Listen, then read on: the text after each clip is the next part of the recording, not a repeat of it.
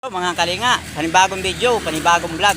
Dito kami ngayon sa GK, Gawad Kalinga si Pukot, para maglabos ng kalamihan dahil lang buwan-buwan naman talagang ginagawa dito yan. Ito, may dala na akong itak, oh.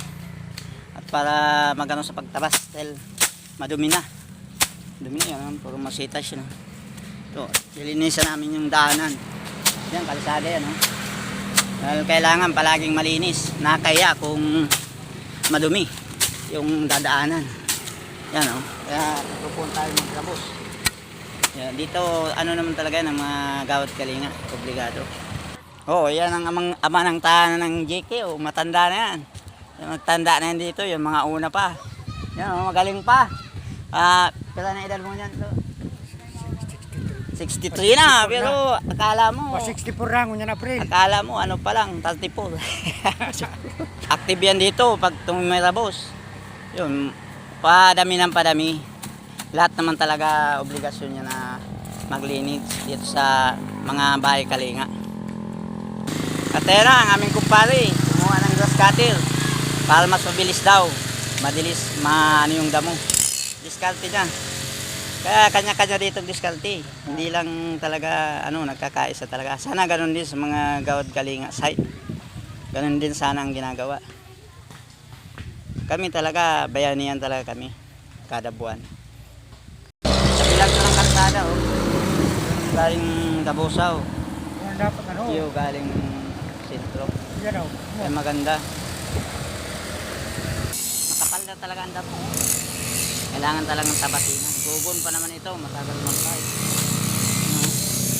Kailangan tabasinan. Tatayo na ito, buwan naman yung linis. Ayan, ang aming kumpare, kumarating. Yun, ay napagod din ang lolo, napagod din.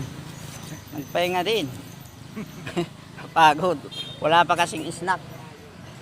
Pag may snack na, tuloy-tuloy naman yun sa paggamas. Magaling yan. Yan, nakikita nyo, may usok. Diba pag may usok, ganyan ang meaning ng bayanihan. Pag may usok, nakakaisa din yan. Yan ang meaning yan. Dahil yung mga tuyo, sinusunog. Yung down lang, bawal lang yung plastic. At ayun, mga kasama natin, oh. Yan, nag-aanda na sila ng, siyempre, pagkatapos ng labosan, isnaka na.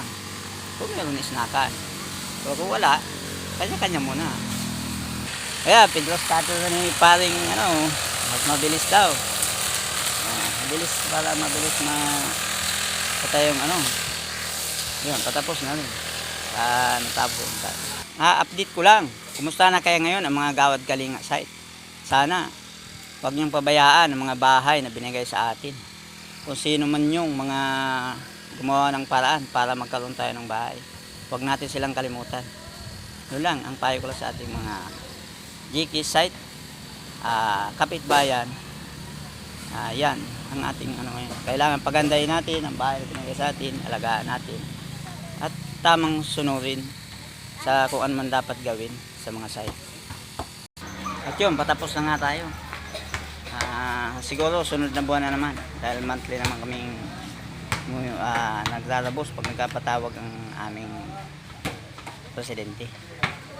Yan, medyo malinis naman ang Gawad Kalinga. Yan, ang dating mga putika noon. Kung mga nakarating kayo, mga site, ngayon okay na rin. Kaya sa sikap din ng aming mga opisyal dito. At dito, may multi-purpose na. Meron din chapel. Ganun sana, paunti-unti tayo. Yung mga bahay, kung nakikita nyo.